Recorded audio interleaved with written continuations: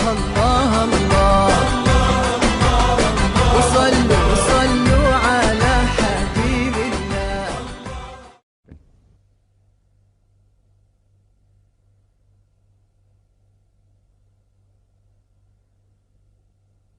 The third common question that can be asked by the non-Muslim is that you Muslims,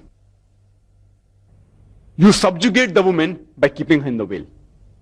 You know, you keep her in the hijab, in the parda, in the veil, and you subjugate her. You look down upon her by keeping in the veil. In fact, Islam is the first religion which gave rights to the woman. And Prophet Muhammad ﷺ was the major benefactor who uplifted the woman. And if you analyze the history of how women were treated in the previous civilizations, for example, if you read the history of Babylonian civilization, there, if a man murdered a woman, instead of the man punished, the wife of the man was punished. If you read the history of the Greek civilization, the Greeks, they called the woman as the Pandora. Pandora was the name given, as a sign of misfortune. And woman in the Greek civilization, she was used only for sex and pleasure. If you read the history of the Roman civilization, there were a lot of nudity and promiscuity amongst the women, and the women were ill-treated. In the Egyptian civilization, the women were considered as the sign of the devil. In the Arab civilization, before the Quran was revealed, the moment a female used to be born, very often she was put to death. Alhamdulillah, after the revelation of glorious Quran, this evil practice had discontinued in Arabia. Islam, as I said, is the first religion which uplifted the woman. And Prophet Muhammad ﷺ was the major benefactor. Now, after Islam has given equal rights to the woman, Islam says it is the duty of the woman to maintain the level of modesty. Uplifted the woman, it's their duty to maintain it. And people talk about the hijab, about the veil, you know, the hijab in Islam, etc. And always talk about the hijab of the woman, hijab of the woman. But Allah subhanahu wa ta'ala, in the glorious Quran, first speaks about the hijab for the man and then of the woman. If you read the Quran, Quran says in Surah Nur, chapter number 24, verse number 30, that say to the believing man that he should lower his gaze and guard his modesty. That whenever a man looks at a woman and any brazen thought comes in his mind, any unashamed thought comes in his mind, he should lower his gaze. First, the Quran mentions the hijab of the male. There was once a friend of mine, who was a Muslim, who was staring at a girl for a long time. So I told him, brother, what are you doing? It's not allowed in Islam. So he told me, brother, our beloved Prophet said that the first glance is allowed. I have not yet completed half my glance.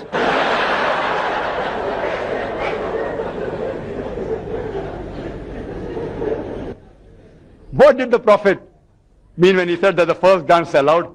The Prophet didn't mean that you can look at a woman and without blinking look at her for 10 minutes and then say, you know that my glance is not complete. What the Prophet meant, that if you look at a woman unintentionally, don't again look at her intentionally and stare at her with an unashamed eye. That doesn't mean you can look at a woman and feast at her for a long time. That's what the Prophet meant. Intentionally don't look at her. Again, don't feast on her beauty, etc. The next verse of the glorious Quran, Surah Nur, chapter 24, verse number 31, speaks about the hijab for the woman. It says, say to the believing woman that she should lower her gaze and guard her modesty, and display not the beauty except what appears ordinarily of, and draw her veil, a head covering over the bosom, except in front of her husband, her father, her son, and a big list of mahram, the close relatives which she can't marry is given. Among these people she can relax her hijab. Otherwise, amongst all the other people, she should maintain the hijab. And the criteria for hijab is given in the glorious Quran, as well as the Sahih Hadith, that basically there are 6 criteria. The first is the extent which differs between the man and the woman. For the man, it's from the navel to the knee. For the woman, the complete body should be covered. The only part that can be seen are the face and the hands up to the wrist. Some scholars say that even this should be covered. But the minimum is that the complete body should be covered except the face and the hands up to the wrist. The remaining 5 criteria are the same for the man and the woman. The second is the clothes they wear, it should not be so tight that it reveals the figure. The third is, it should not be transparent so that you can see through. Fourth, it should not be so glamorous that it attracts the opposite sex. Fifth, it should not resemble that of the unbeliever. You cannot wear clothes that resemble, which are signs, which are identity of unbelievers, like cross, sign of Christianity, Om, sign of Hinduism. And the last is, you should not wear clothes that which resemble the opposite sex. You know, you have in the Western country, people wearing one earring, you know. Men wearing one earring. It has certain indication, one earring. All this is not allowed in Islam. And the reason for hijab for the woman has been described in the glorious Quran in Surah Ahzab, chapter number 33, verse number 59, which says, O Prophet, tell your wives and the believing women that when they go abroad, they should put on the cloak so that they shall be recognized, and it will prevent them from being molested. The Quran says that hijab has been prescribed for the women so that they shall be recognized, and it will prevent them from being molested. I want to ask you a question. Let's suppose there are two sisters who are twins and who are equally beautiful, they're very beautiful, and they're walking down the streets of Singapore. One is wearing the Islamic hijab, complete body covered, except the face and the hands up to the wrist. And the second sister, she's wearing the Western clothes, the skirt or the mini. And when they're walking down the streets of Singapore, around the corner, there is a hooligan. There's a ruffian who's waiting for a catch, who's going to tease a girl. I'm asking a question, which girl will he tease? Will he tease the girl wearing the Islamic hijab, or will he tease the girl wearing the skirt or the mini? Which girl will he tease? Which one will he tease?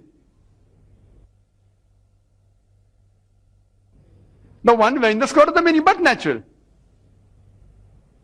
So Quran rightly says that hijab has been prescribed so that it will prevent them from being molested. You know, the Western world, they talk about women's liberalization. The Western talk of women's liberalization is nothing but a disguised form of exploitation of her body, of deprivation of honor and degradation of her soul. The Western society, claiming to uplift the woman, have actually degraded her to the status of a concubine, of a mistresses, of society butterflies, which are mere tools in the hands of sex marketers and pleasure seekers, which are hidden behind the colorful screen of art and culture. Islam has uplifted the woman. And I said, it's their duty to maintain their status. That's the reason that Islam prescribes hijab, to maintain the modesty of the woman, not to degrade or to subjugate her.